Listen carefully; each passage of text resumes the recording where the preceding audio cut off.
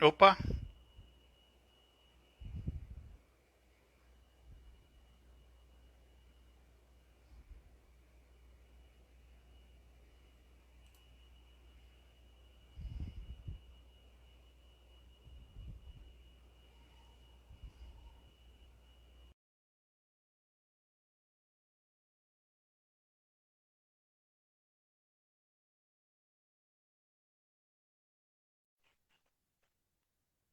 E aí, opa, doutor Cláudio, tudo bem? tudo bom, doutor Emerson? Como Tudo está? certo, tudo certo, Obrigado tudo aí pela certinho. oportunidade da gente trocar essa ideia, conversar, aprender um bocado aí. Que é isso, Qual? eu que agradeço a oportunidade aí. Espero que esteja me ouvindo bem Ah, estou ouvindo e bem. a ideia é que a gente possa fazer um bom debate aí Ah, com para uma certeza. segunda-feira. Pois é. Hoje foi um dia que eu comecei bem cedo e hoje eu negociei software, concluí uma ação, entreguei um relatório de uma perícia. Parece coisa de DPO mesmo. Hoje foi Verdade. um dia bem A positivo. gente, a gente já tem colegas aí da polícia participando também, que nos Ah, acompanham. uma honra. E como é que tá o... Eu acho que a gente espera um pouco, uns 2 minutos, o pessoal entrar mais. Ou... Sem problema, tô por você, né? Se quiser. É, Pois eu acho que a gente aguarda uns 2 minutinhos, só o pessoal começar uhum. a ver como é que tá o clima por aí. Tá Aqui a frio, gente... mas parece que vai esquentar. Tem um outro policial aí também dando um alô, que é o Ivan, a delegada Greta. Todo mundo já dando um alô aí. Opa, boa noite. Vou até Pois é, colocar aqui no aqui computador que a nossa... gente consegue acompanhar melhor, né? Pois é, eu tô aqui entre um e outro aqui também para poder... Boa noite, pessoal. Obrigado aí a disponibilidade e dispuserem um tempo para esquentar só em dezembro. Pois Né? é, Acho que não, a, João Pedro. Acho que não. a gente fica com esse calor aí. Esse calor que tá faltando aí, a gente fica com esse calor aqui. A gente agora tá. Estamos à noite aqui com 25 graus. Ah, é? Estamos aqui um. Tá bom, de certa forma tá bom. Normalmente não é assim, é mais forte um pouco. Aí Uhum. a gente. Deixa eu abrir aqui. Eu já consegui abrir aqui para acompanhar, que daí a gente consegue acompanhar melhor os comentários, né? A tela do É, celular tem esse defeito aí. acho que já. O pessoal já foi chegando. É, eu sou. Acho que podemos começar, né? Claro, claro. Eu sou o Cláudio Joel Lócio, sou um advogado, sou um velho advogado novo e entrei na área de tecnologia, fiz algumas pós, mas eu sou desenvolvedor de sistemas já desde os 10 anos de idade e o, o ricochete a pessoa acaba aprendendo um pouco de segurança e depois eu formalizei isso aí tudo para, além do conhecimento técnico da prática, ter o título acadêmico. E aí eu fiquei Uhum. nesse mesclado aí entre direito e tecnologia e segurança e acabei me apaixonando por isso tudo. Eu sou mestrando lá do curso de um grande amigo, que eu acredito que seja um grande amigo seu também, que é o professor Maceno, um grande Sim, sim, incentivador. com É, certeza. Inclusive, ele participou do nosso grupo de estudos aqui, que a gente formatou no programa de pós-graduação em Direito da Universidade de La Salle. Ele inaugurou os nossos debates falando sobre as correlações entre Regulamento Geral de Proteção de Dados e Lei Geral de Proteção de Dados. Pois é, o professor Marcelo é um grande incentivador que acabou me incentivando a participar do mestrado lá e estou em fase conclusiva, estou na parte da dissertação. Olha e aí, legal. estamos, é um tempinho bom. E aí estamos aqui, eu convidei o Dr. Emerson Vente para a gente conversar um pouco sobre esse processo de investigação criminal e perícia forense, como é que fica essa situação. E eu tive a honra de conhecê-lo em um evento que ambos, a gente foi painelista, né? A gente palestrou lá no congresso, acho que foi o 4º Congresso de Direito Digital da UAB, e eu acabei conhecendo e até comprei esse livro aqui. Olha aí. Pois é, esse livro aqui, ele faz parte de um grupo de pesquisa, ele faz parte da biblioteca agora, de um grupo de pesquisa que é um grupo de pesquisa para desenvolver as pessoas que estão na academia a escreverem de forma fundamentada, né? Fugir da auto-verdade, fugir da pós-verdade, fundamentar, porque eu acho que a gente tá a gente tem muito... Pois é, esse senso comum aí o pessoal está tratando, tinha pós-verdade, estava tratando agora como auto-verdade, e esse senso comum aí, ele, muitas vezes, ele caminha junto do amor que a pessoa tem a alguma coisa, a algo, e torna completamente parcial a decisão, né? Sim. Então, eu venho incentivando pessoas da graduação, do direito, da gestão e da tecnologia a pesquisarem lá conosco. A biblioteca é toda privada, mas incentiva as pessoas. Às vezes a pessoa vai na biblioteca, quer buscar algo novo, e esse algo novo não é comum encontrar nas bibliotecas das universidades, né? Essa área da tecnologia, ela é muito... direito e tecnologia é muito rápido. Então a gente vai seguindo esse viés. E eu fico muito honrado aí com esse aceite de a gente trocar essa ideia, e agradeço as pessoas que dispuseram seus tempos aí para assistir aqui um pouco da gente, né? A gente formalizou algumas pautas para a gente seguir, e dentro disso aí, quando eu fui analisar as pautas, eu acho que daria um livro até grosso, aquelas pautas que a gente, né? Eu daria um livro... Pois é, então, quando eu vi, eu disse, rapaz, tem muita coisa aqui, mas a gente vai seguindo aí. Só os 2 primeiros tópicos, pode falar do meu livro Crimes Cibernéticos, que eu escrevi com o Igor Jorge. Pois é. Esse livro eu tenho também, ele está lá no escritório. Ele não está por aqui não, mas é um livro indicativo, um guia extremamente fundamentado. Já até não tinha visto nada naquela linha, tão daquele jeito, tão específico, tão fundamentado. E aí, pois é, então, nesse primeiro ponto, a gente, quando vai lidar com a parte da perícia forense, o local do crime, ele fala tudo, ele diz tudo, ele deve ser preservado, não só o ambiente tecnológico, mas o ambiente físico, né? Porque muitas vezes o ambiente físico, ele vai trazer aqueles indícios, vai trazer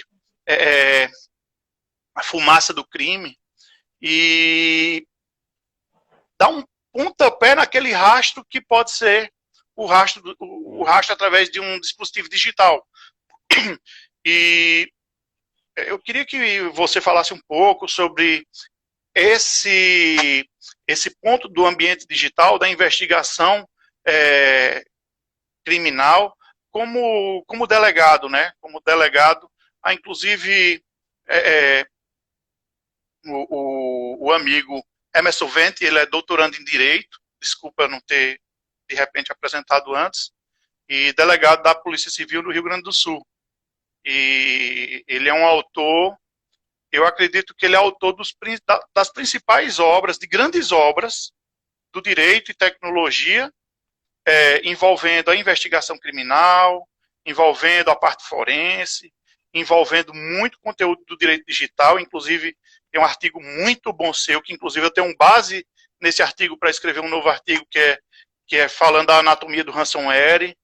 E muito bom aquele artigo, muito bom. Depois eu desenvolvi algo com base nele, até citado na minha Bom, dissertação. Eu que queria que está você falasse nesse livro que você me mostrou aí, inclusive é o artigo que eu escrevi com o professor Maceno, inclusive. A gente Pois é, publicou ele numa revista eletrônica e melhoramos ele. A parte melhorada está no livro, isso. naturalmente. Quando eu li o artigo, ele tinha sido publicado na revista eletrônica. Aí foi logo, acho que foi em 2017, né? Eu acho que sim. Por aí. Então era algo bem novo. E pois é, então, como delegado da Polícia Civil, eu queria que, se você tivesse a oportunidade de falar aqui um pouco para a gente, como é que fica esse desafio no aprimoramento profissional? As pessoas estão buscando o ênfase do crime digital hoje. Você respira o crime digital hoje em dia. Tudo que você vê, um aplicativo fala-se de um vazamento de dados, e a gente muitas vezes vê isso exclusivamente como, algumas pessoas podem ver exclusivamente como algo relacionado à lei de proteção de dados, porque fala de vazamento de dados, mas tem uns tipos penais aí bem interessantes aí, até que a gente acabou falando um pouco antes. Queria que você falasse sobre esses desafios aí pra gente, por favor. Bom, Cláudio, eu em primeiro lugar te agradeço o convite para poder participar dessa live. Quando fizeste o convite aí há poucos dias, eu não tive nenhuma pretensão de recusar, pelo contrário, fiquei muito feliz, né, por saber que tu és um dos profissionais, principalmente da área de perícia, um dos profissionais mais respeitados também do país. Então, para mim é uma honra estar contigo aqui, falando para vários amigos aqui que eu vejo que estão acompanhando. Tem delegados de polícia, já mencionei o nome da Greta, o Cristiano está acompanhando também, o Cristiano Rita, que é um cabeção assim, em termos de TI, e foi o 01 dele no concurso para delegado de polícia em 2010 e é programador. Então, um cara que tem a minha admiração também, está nos acompanhando aqui. Tem vários profissionais do direito também nos acompanhando. A Valéria, doutora Valéria de São Paulo, o Léo Zanata, que é um advogado aqui, o Léo Cisne também, que é um amigo nosso comum, tá acompanhando aqui. Em nome deles, gostaria de saudar todos que nos acompanham, mais de 20 pessoas agora nesse momento. Sei que vão entrar mais até o final da live. Mas essa questão, eu sempre faço a minha fala, né, quando eu acho que eu não me lembro em qual dos livros que eu coloquei esse aspecto, mas a lógica é que quando a gente usa a internet, quando a gente usa um aplicativo, tem pelo menos duas coisas que acontecem. A gente publica informações que a gente quer, que a gente se acha no direito de publicar, que está no nosso direito, e dependendo do contexto, inclusive o direito à intimidade, de expor a nossa intimidade, né? E o outro aspecto, aquele que coleta ao nosso respeito, né? Ou seja, todo aquele contexto de informações que estão por trás, né, do processo de comunicação. Então, o fato de eu instalar um aplicativo de edição de foto e ele me pedir autorização para acessar o microfone, qual é a lógica que tem, né? Ou seja, então ele coleta informações além daquilo que ele se propõe. E a gente viu isso agora no final de semana, né, Cláudio, com a questão do retorno do Face App na questão do rejuvenescimento. Ou rejuvenescimento não, mas da troca de sexo. Ou seja, as pessoas já tinham caído na história, né, do envelhecimento no passado e agora caíram na mesma lógica. Então, quem não entrou eventualmente naquela lógica naquele momento, acabou passando informações agora. E tem um terceiro vetor, né, que faz parte do conjunto, né, de usos que a gente faz. Quando eu uso vários aplicativos ao mesmo tempo, aquilo forma uma complexidade em relação à minha identidade. Então, se eu acesso um aplicativo, uma rede social, um aplicativo de fotos, um aplicativo de troca de mensagens privadas e tal, esse conjunto de aplicações ele é lido em regra por algumas aplicações, que podem pegar ou todo ou uma parte do conjunto, mas formam, em relação a mim, uma certa identidade digital. Esses três aspectos, o que eu coloco, o que coleta ao meu respeito e o conjunto, né, das informações que são coletadas sobre essa minha identidade digital, é que podem ser objeto naturalmente de uma cena de crime tecnológico. Então, a gente pode, em algum momento, buscar esse tipo de informação, seja nesse dispositivo que a gente está utilizando para fazer essa transmissão, né, porque a lógica é cada vez que eu ligar ou cada vez que eu utilizar uma aplicação, fica um log, fica um registro, não só na aplicação online, mas também no meu dispositivo.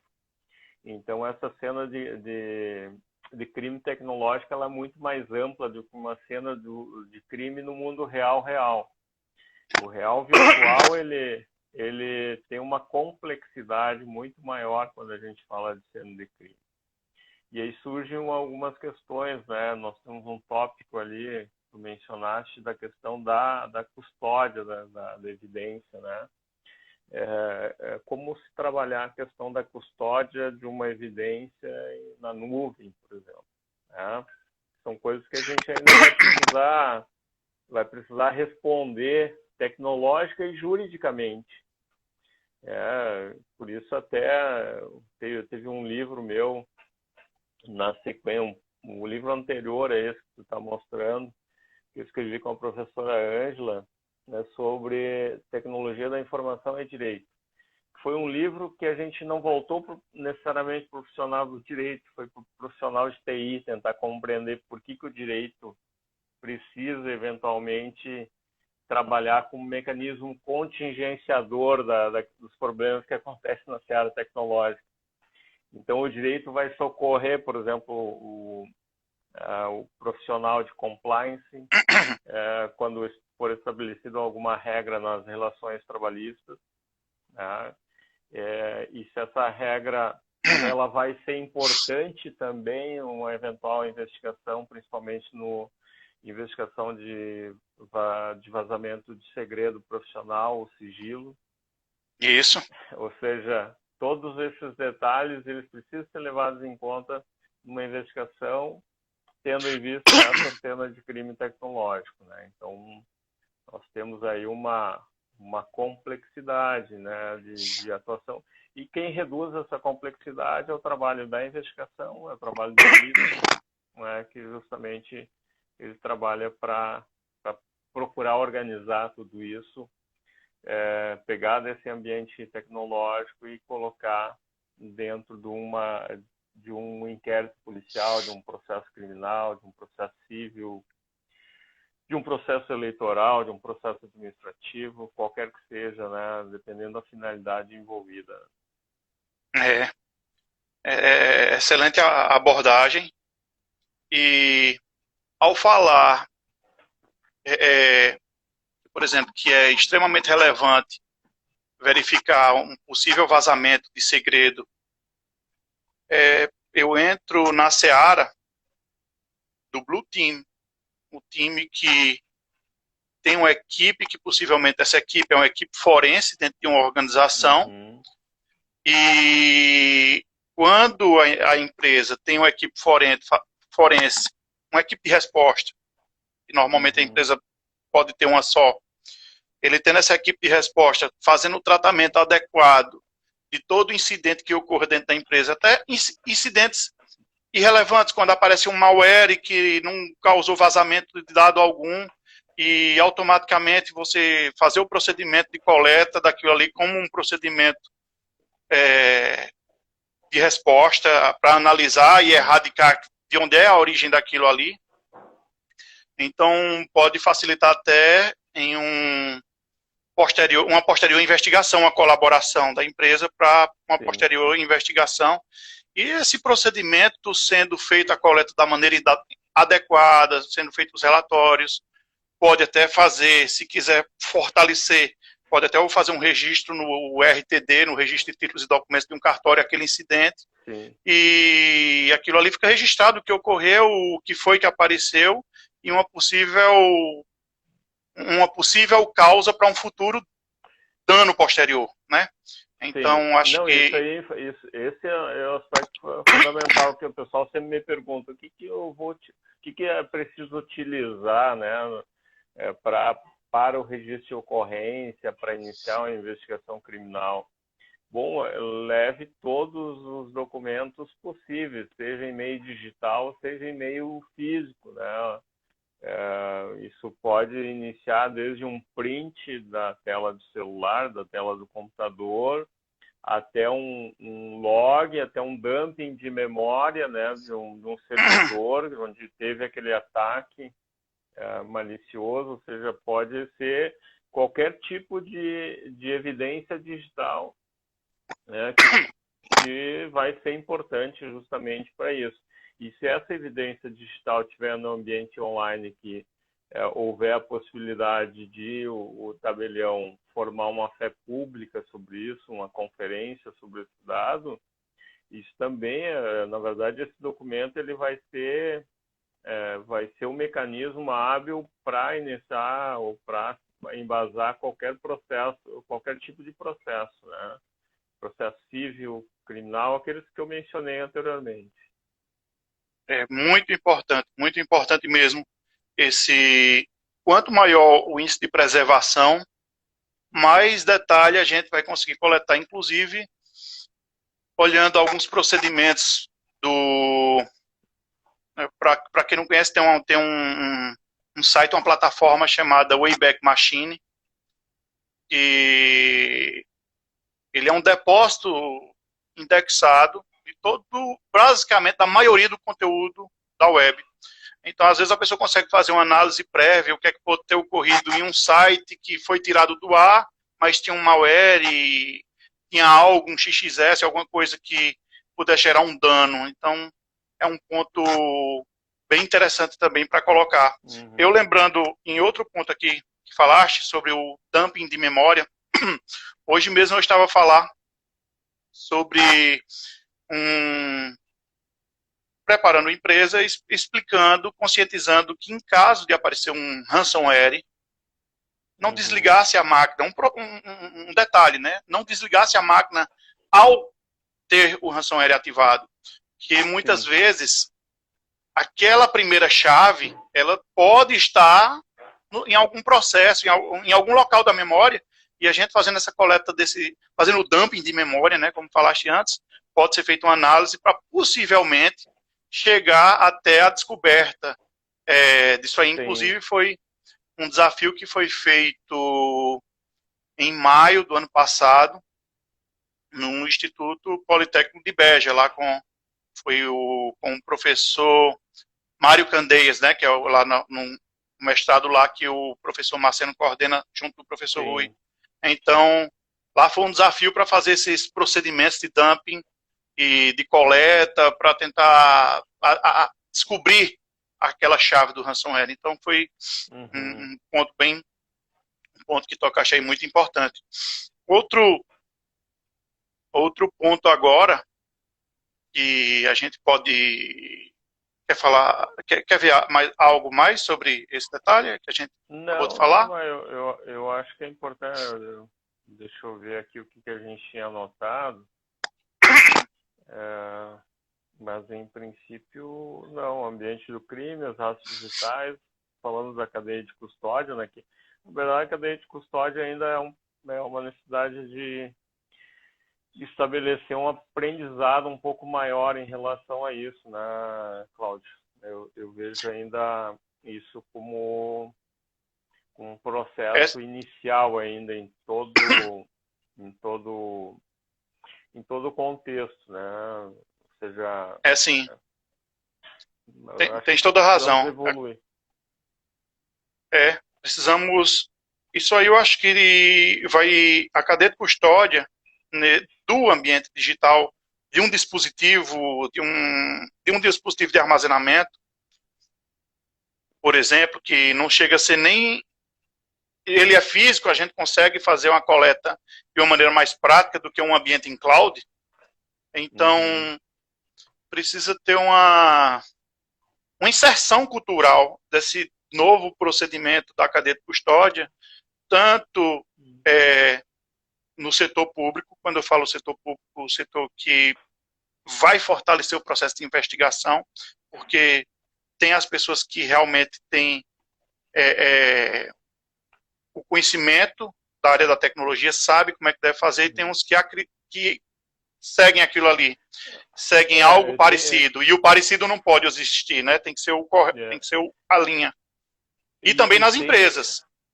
Sim, e tem uma ISO, né, uma norma ISO sobre a cadeia de custódia, principalmente voltada para essa questão digital, que poucos sabem que existe, né? Ou seja, isso. Que é a 27037. Então, isso. Vale a pena dar uma conferida, vale a pena, inclusive a área das perícias oficiais, das perícias não oficiais, terem contato com essa norma ISA justamente para, cada vez, inserir culturalmente esse processo, né? Além dessa ISO, podemos citar, eu não estou bem recordado a numeração dela, mas é a ISO de resposta a incidentes. E essa ISO da resposta a incidentes, em um ambiente de investigação, seguindo o processo da cadeia de custódia, e a pessoa tendo o conhecimento da ISO, do procedimento, do padrão internacional de resposta a incidente de ambientes tecnológicos. Seria 22301? Eu acredito, eu não estou com ela aqui, mas no decorrer aqui eu vou dando uma pesquisada para passar. Eu tenho inclusive ela, eu comprei ela na NBR. Ou tem a de incidentes de segurança da informação, se não me engano é uma 17, né? 700 e alguma coisa. Eu vou dar uma olhada já e passo aqui no link. E essa questão de se já entende o processo forense junto da cadeia de custódia e entende como é o processo de uma resposta a incidente. Olha aí, ó. 2301, vamos dar uma conferida já para confirmar, mas deve ser. E dentro dessa resposta a incidente... O Rabelo está dizendo que é 2301, sim. Pois é. E tem a outra que é a 17799, ou 7... Tem que ver só. 79, tem se não me engano, 17799, se não me engano. Tem alguma coisa assim. Se o Rabelo estiver por dentro e puder também nos atualizar. Tem... E essa questão, quando vai nesse ponto de fazer investigação em um ambiente corporativo, sabendo o processo de resposta a incidente, aqui ele já traz eu vi aqui que é a continuidade de negócio. A continuidade de negócio está dentro a resposta a incidente está dentro da continuidade de negócio. Então já vai entender como é aquele procedimento que a LGPD propõe. Quais são as boas práticas do artigo 50? Então ele vai poder seguir O plano de continuidade do negócio, ele é pleno nas boas práticas, ele faz parte das boas práticas, ele é obrigatório. Sim. Se você deseja ter o máximo de plenitude, né, porque ele não é taxativo, cabe ressaltar que não é taxativo, então, dentro do compliance, ele seria obrigatório. Então, dentro de um processo envolvendo a LGPD, a resposta incidente, a ISO da resposta incidente seria basicamente um guia junto da ISO da cadeia de custódia para fortalecer esse procedimento de investigação. E é realmente um ponto até para se inscrever sobre isso, né? Sim. É um ponto muito importante. A ISO 27701, ela... Eu botei ali a proteção de dados, né? Inclusive, eu também participei do debate, que eu faço parte desse grupo que trabalha sobre essas normas na DNT, então eu acompanho um pouco os debates lá com o Arius e o grupo, né? Perfeito. A 27701 é uma cria que deve ser associada a 27001, a 27002, Sim. que ela traz aquilo ali numa visão das leis de proteção de dados. Ele é uma generalizada que vai servir tanto para o Brasil quanto para Portugal, para a Europa, e vai servir como padrão basilar, seria esse campo. Mas vai servir para qualquer pessoa que vai seguir esse padrão internacional, voltando a alguma legislação de proteção de dados, também na Espanha, com a Lei Orgânica de Proteção de Dados.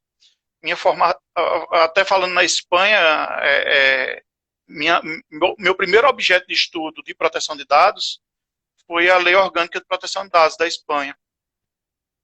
Inclusive foi a base da minha certificação de DPO, foi feito em Nebrija, e lá foi tudo com base na lei orgânica e alguns detalhes da RGPD. Na época, quando eu tirei a certificação, a RGPD não estava em vigor. Então, quando eu fiz, foi 120 euros. Um curso, a prova do curso e uma prova de certificação. Hoje, esse mesmo curso, com essa mesma prova aí, da última vez que eu estive lá, no final do ano passado, estava quase 3 mil euros. Entrou em vigor, né?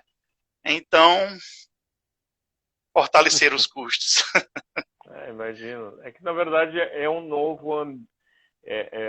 a Lei Geral de Proteção de Dados aqui no Brasil trouxe uma nova possibilidade, né? Um novo mercado.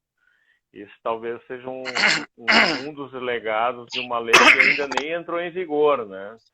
De uma lei que vai entrar em vigor agora e cujos efeitos, principalmente de sancionamento, serão só a partir de maio do ano que vem. Então, pois eu acabei... Desculpa, pode falar. Não, por favor. Eu acabei observando que teve uma alteração há 6 dias atrás, que foi adiado para 1º de agosto de 2021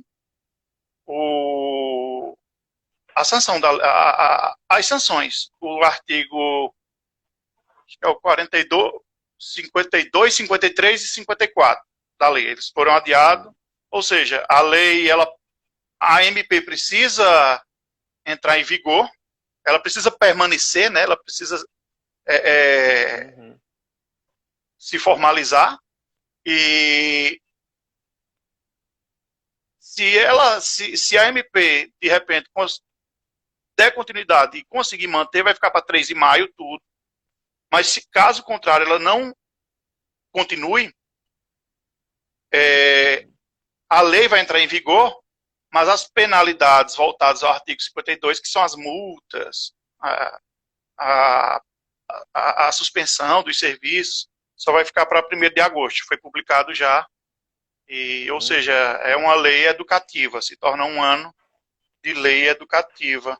Inclusive, é a Lei 14.010 de 2020. Para quem estiver anotando aí, deixa eu colocar aqui. Lei 14.010 de 2020. Lá no final. foi publicada há 5 dias atrás, né?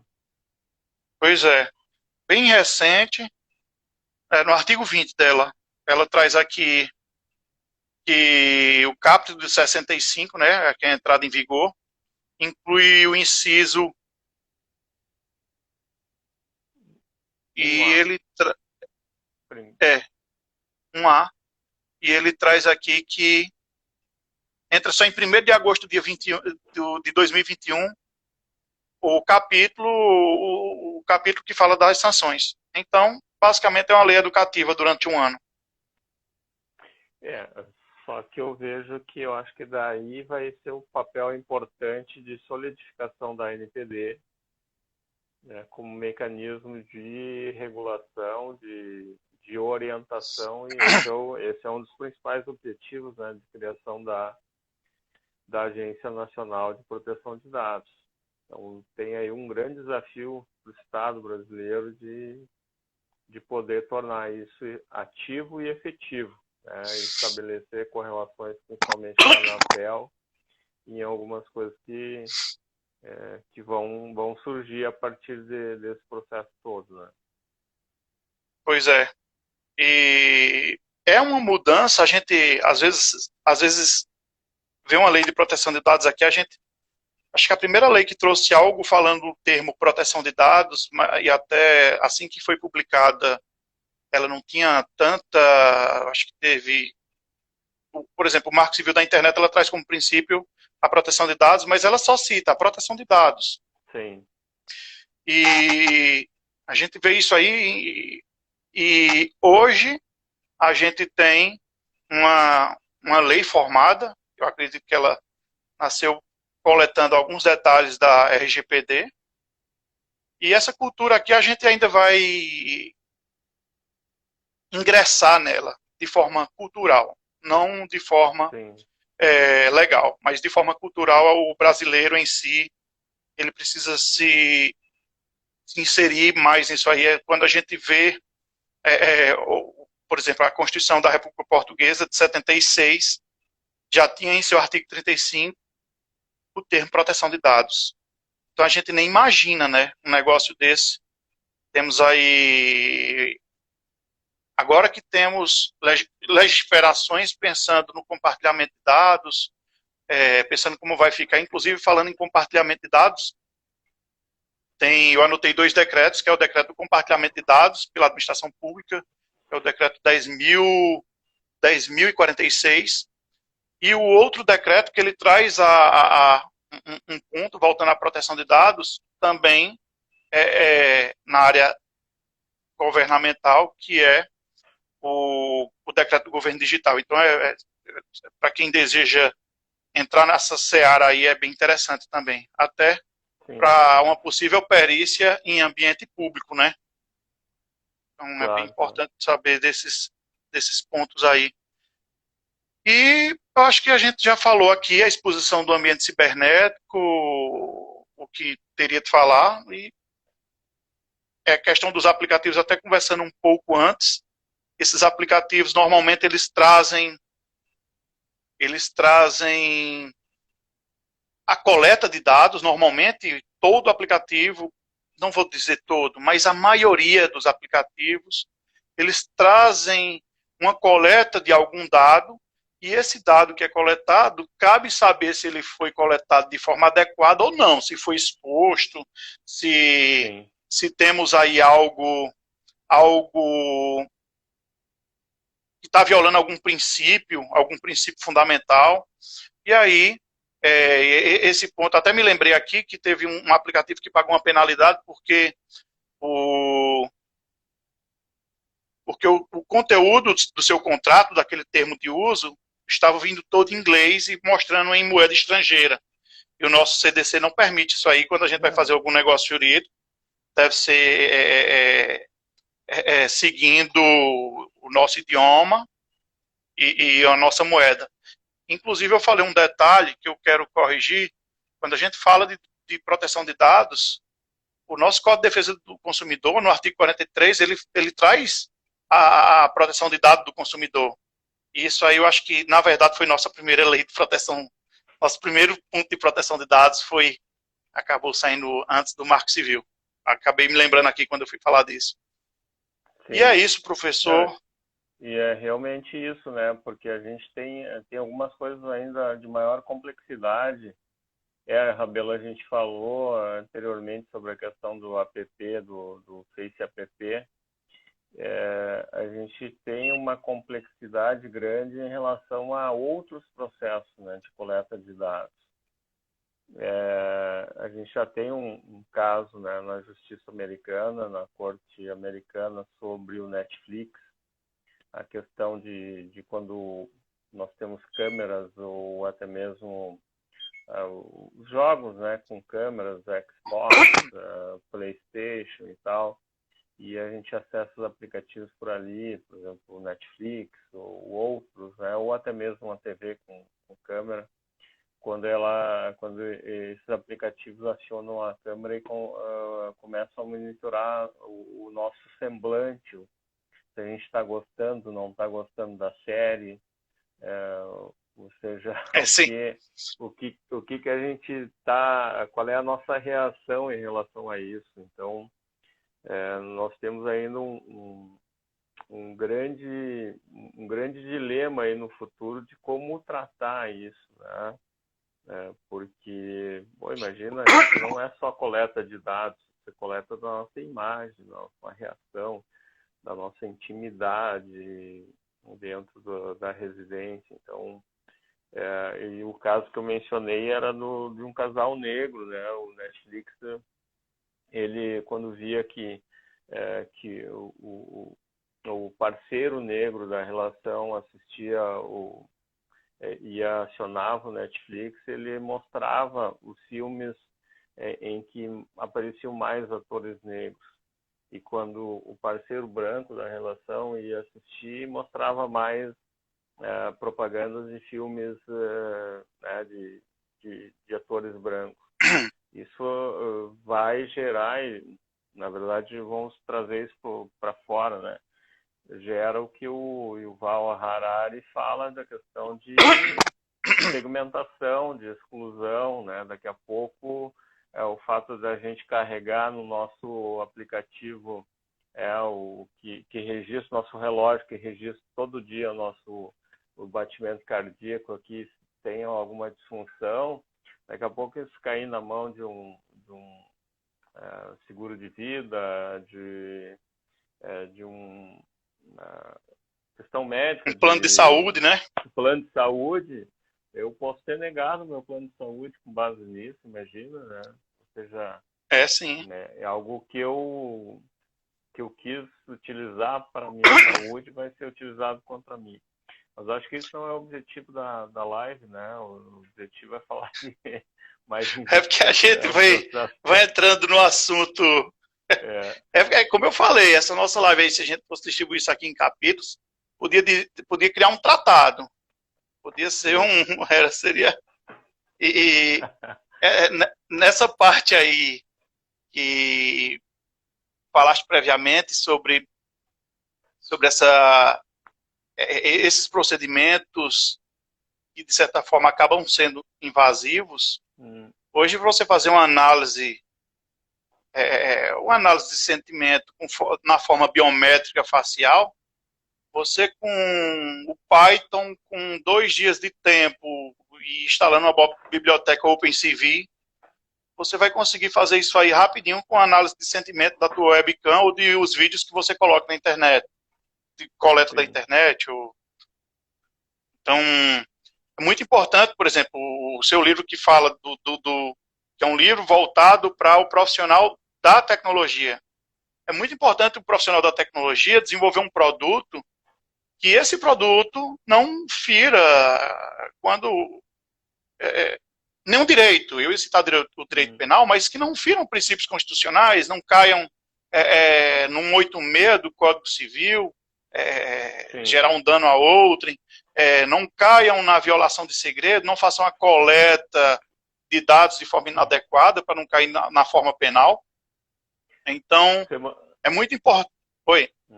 Não, semana passada eu participei de uma aula, fiz fiz uma fala numa aula da Unicinos, de uma cadeira especial que envolve o pessoal da área de imagem, da área de jogos digitais.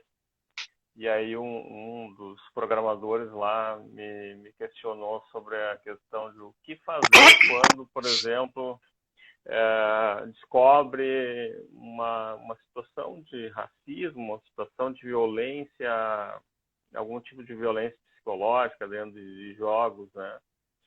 E aí eu mencionei para ele uma possibilidade, né, como programador ou como gestor de um jogo, tu tem pelo menos duas possibilidades, né? Uma delas é criar regras específicas para o jogo.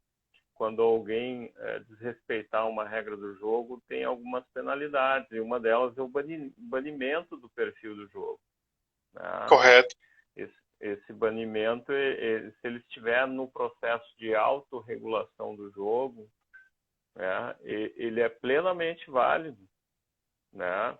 E mais, né, o próprio gestor do jogo, em havendo uma situação de racismo, etc. e tal, uma situação de pedofilia, por que não dizer, ele pode e deve fazer um encaminhamento disso, nem que seja com uma notícia crimes anônima, né? Ou seja, existem vários meios anônimos de denúncia no Brasil já, e isso pode ser feito.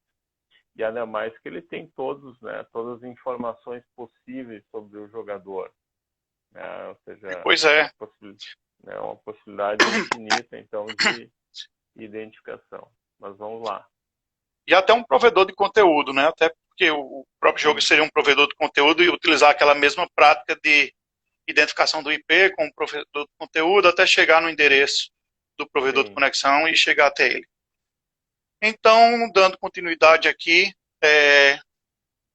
a gente vê um último ponto que eu acho que um único ponto que a gente não falou, seria muitas vezes o simbolismo do direito penal quando envolve o ambiente tecnológico, quando envolve o cybercrime, quando envolve uma que busca uma tutela, busca tutelar algo, que às vezes essa tutela não consegue ser 100% efetivada por alguns, digamos que algumas técnicas antiforense, por exemplo. E continua te ouvindo, pode continuar aí.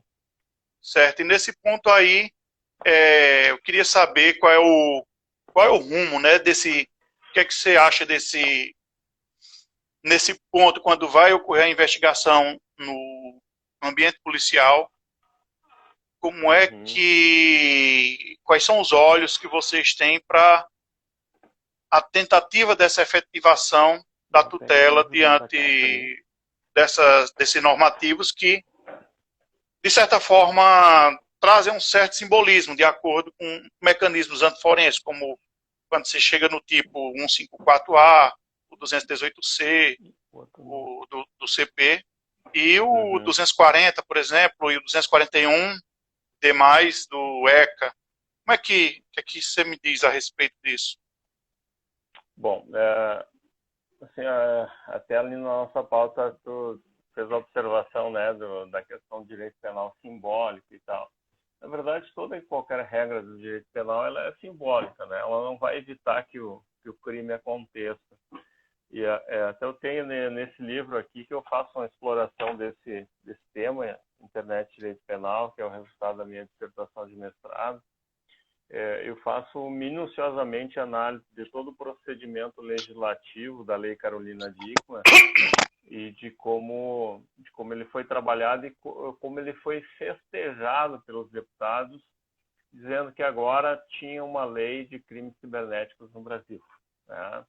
Uma lei que inseriu ali um artigo, acrescentou um parágrafo em outro, que é o artigo 266, e também no artigo 298 do Código Penal, se não me falha a memória.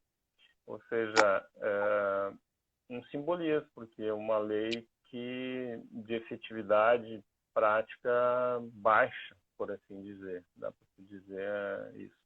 Diferente desse outro exemplo que tu deste, que foi o resultado da CPI da pedofilia. As modificações do artigo 241A e seguintes do ECA, elas foram debatidas por um longo tempo, principalmente dentro do Congresso Nacional nessa CPI da pedofilia. E antes, né, o ECA só tinha o verbo típico, né, de transmitir. Então, se não pegasse, não tivesse algum registro no computador dos suspeitos de pedofilia, de transmissão, tu não tinha. O armazenamento por si só não era crime, né? Então, essa modificação que houve em 2008, ela foi muito boa, ampla e com conceitos técnicos jurídicos adequados, né? Então, se a gente foi bom que tu usaste dois exemplos em que um é muito bom e outro é muito ruim, né? Porque a Lei Carolina Dickmann, embora tenha alguns amigos conhecidos que trabalham ela, eu vejo ela como um contexto e um texto, uma redação muito ruim, de aplicação quase que inefetiva.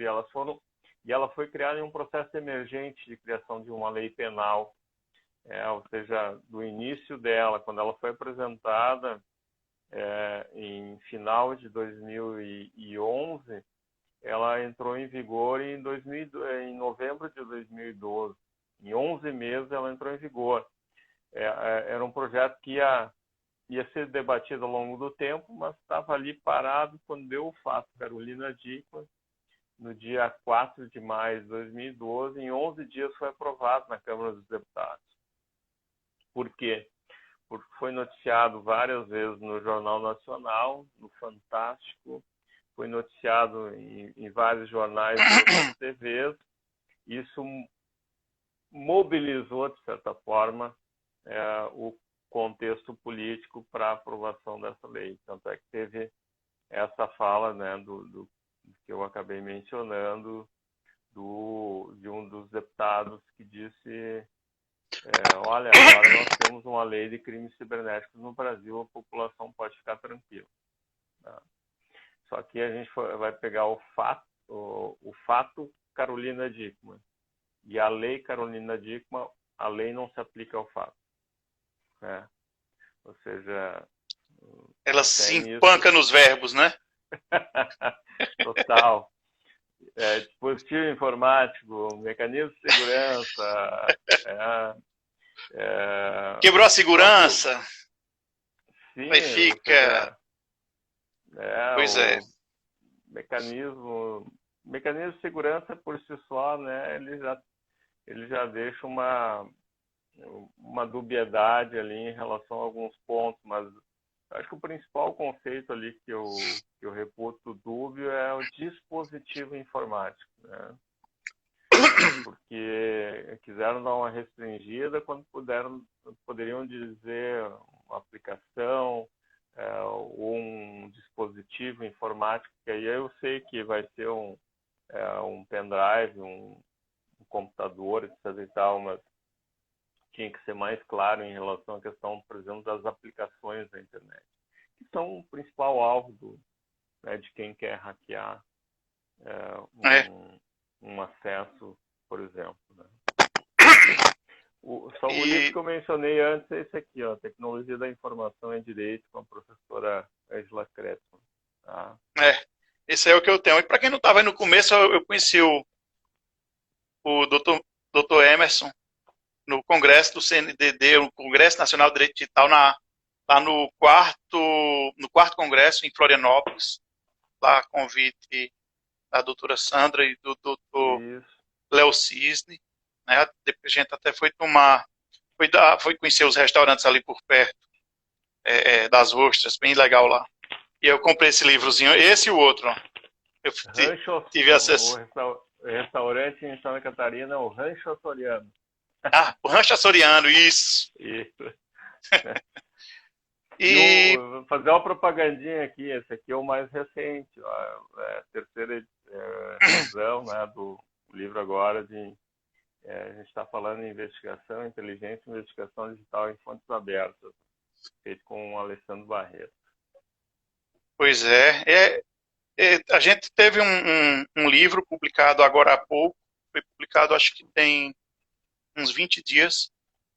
Ele é um e-book, que é o Cibernética Jurídica, o qual eu sou um dos organizadores, sou eu, a Rosângela Tremel, da Unisul, que é da revista acadêmica de Fato e de Direito, e o Luciano Nascimento, que é do EPB.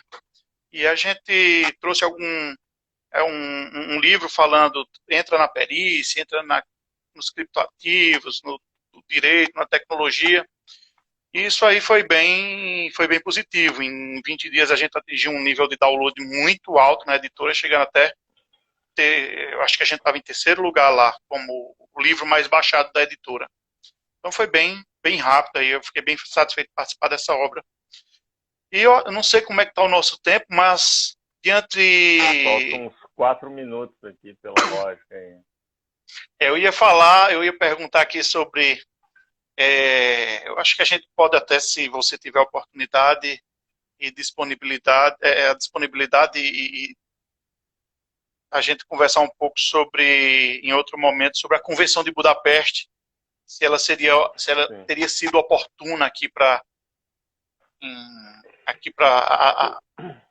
o nosso ponto, né? Não sei. Eu tenho até um artigo que eu trabalhei agora, que eu estou enviando para publicação, tratando sobre isso, sobre essa lógica, né, de não só direitos humanos em relação aos cybercrimes na internet, mas também a questão de uma concepção sobre cybercriminologia, abordando justamente esse aspecto, né? O Brasil até acenou agora com o Ministério das Relações Exteriores em trabalhar a questão de aderir à convenção.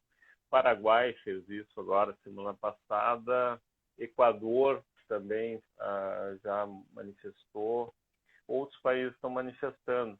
E eu acho que cada país tem que ter uma cultura penal diferente. Nós temos uma cultura diferente do Paraguai, uma cultura diferente do Equador. A gente não pode se basear unicamente porque vem dentro de uma convenção de cybercrime. Isso é uma visão minha, tá? O que eu acho interessante da convenção do cybercrime lá, até tive lá, tenho o livro deles, a questão dos protocolos de interação entre forças de lei. Isso sim, eu acho que é extremamente importante. Isso todos os países têm carência em relação a isso. Em treinamento, em qualificação, em rede de contato, né, para estabelecer, para que a investigação dos crimes que já existem seja efetiva. Porque a gente, como não tem esse processo todo hoje, aliás, tem muita burocracia que envolve isso ainda, isso precisaria ser trabalhado. A gente tem muitos delitos que acabam não se resolvendo justamente por essa falta de cooperação, né, principalmente entre as forças policiais. Então, essa é a parte que eu considero efetivamente boa da Convenção de Budapeste. Não sei se eu te respondi, compliquei. Não, respondeu. Respondeu muito bem. Realmente, essa parte de cooperação, ela seria o essencial, né? Sim. Entre as polícias, essa cooperação. Seria... Pela lógica aqui deve estar acabando. Pela lógica deve estar acabando aí. Pois é, então eu agradeço aqui, agradeço a todos agradeço a sua oportunidade. Muito receptivo. Em outra oportunidade, tendo tempo aí, eu faço um novo convite para uma nova live, para a gente bater fazer em formato de conversa, bem positivo. Doutor agradecer Igor a várias pessoas. Um abraço aí também. Vou deixar aqui um abraço aqui para minha esposa que está assistindo a live. Ó. A minha também. Opa, um abraço para sua esposa também. Um abraço aqui para a doutora Valéria, a doutora Carisa, a Jocélia, minha amiga,